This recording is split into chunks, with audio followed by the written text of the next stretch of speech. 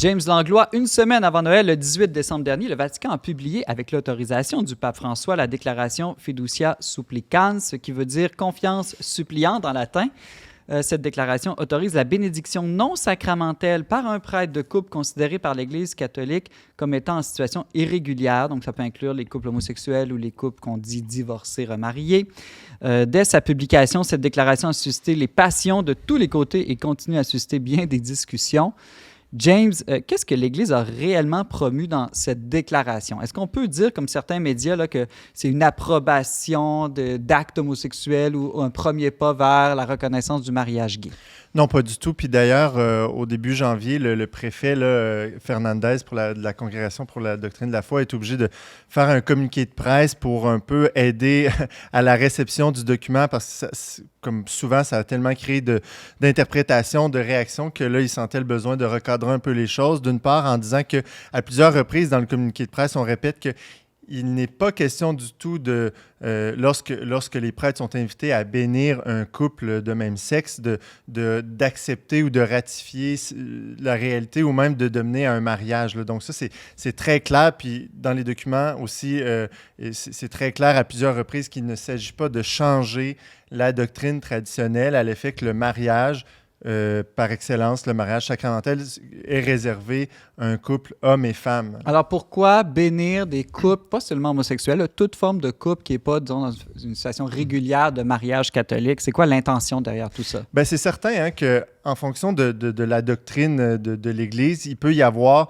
justement certaines réalités amoureuses, comme justement des divorcés remariés, parce que dans les médias, il est beaucoup sorti la question des couples homosexuels, mais le document ne parle pas que d'eux, il parle justement de... Ceux qui sont en concubinage. C'est ça, donc ce que l'Église appelle une situation irrégulière.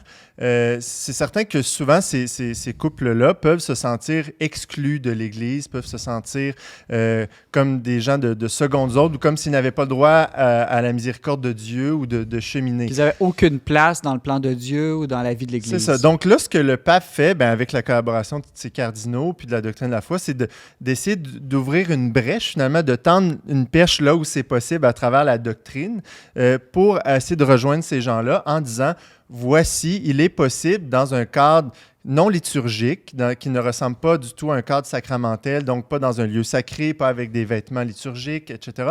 D'une manière très simple, en quelques secondes, pas dans le cadre d'un rituel, de bénir simplement, parce que surtout dans des cadres de pèlerinage ou de sanctuaire, il peut y avoir justement des gens qui vont dans toutes sortes de situations, vont visiter et sentent le besoin de se rapprocher de Dieu, de demander de l'aide, de demander une bénédiction. Et c'est là où c'est quelque chose qui pratiquement se faisait déjà et se fait déjà. Ça veut dire quoi, bénir, James? C'est quoi donner une bénédiction? Parce que là, on parle de bénir comme si c'était... une sanction ou un saut, une approbation. Ouais. C'est-tu la même chose, James? Non, c'est ça. Puis ça, c'est d'autant plus intéressant que justement la déclaration ne porte pas en premier. C'est pas une déclaration pour dire on peut bénir les couples homosexuels. C'est une déclaration qui veut parler de la signification pastorale des bénédictions. Et qui mène justement au fait des bénédictions des couples irréguliers. Donc, le document passe beaucoup de temps à nous expliquer c'est quoi la bénédiction, comment c'est considéré dans l'Église, donc dans le cadre liturgique, c'est ce qu'on appelle des sacramentaux. Donc, c'est des actions qui nous disposent à accueillir la grâce. Puis, donc, bénédiction, c'est, en un sens premier, c'est dire du bien. Donc, dans la Bible, dans l'histoire sainte, on voit ça beaucoup, dire du bien. Dieu il y a des bénédictions qui descendent de Dieu vers l'homme, c'est-à-dire de Dieu qui veut le bien des hommes.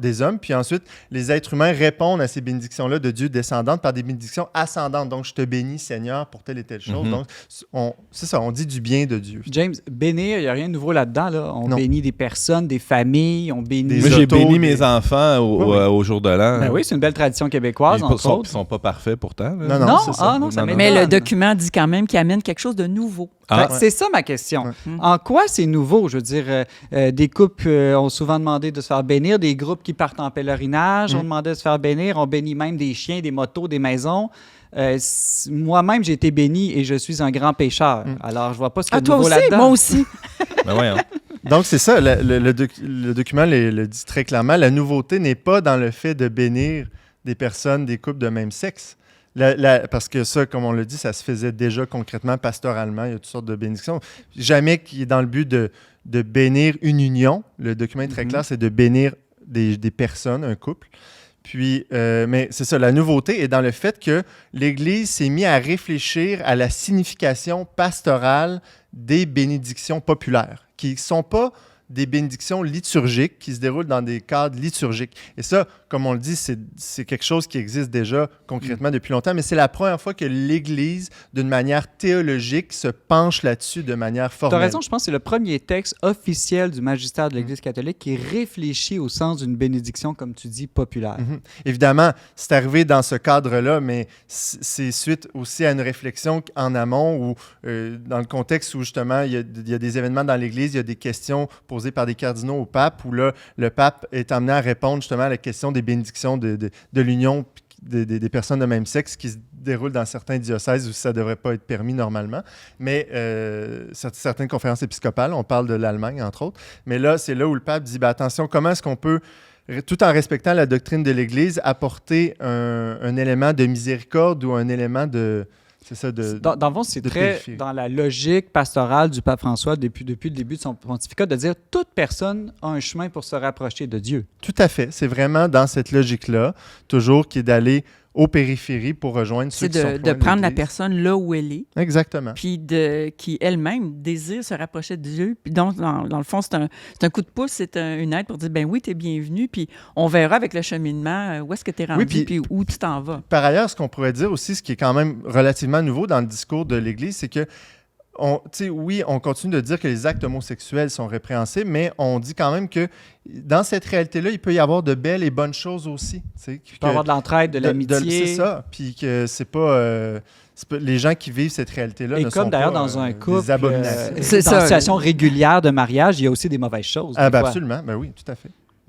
James Langlois, c'est très intéressant tout ça. Je pense que le plus intéressant, ce serait d'aller lire directement le document plutôt que de se fier à ce que tout le monde en raconte. Ah oui, ça adéquat, définitivement. Hein. Ouais. Alors, comment on fait? On écrit sur Google, tout simplement, là, Fiducia Supplicans ou déclaration, signification pastorale des bénédictions. Tout est là, accessible en ligne sur le site du Vatican. Et on le mettra aussi en description, en commentaire de notre émission sur les plateformes YouTube et Facebook. James Langlois, journaliste au magazine Le Verbe, merci beaucoup. De rien.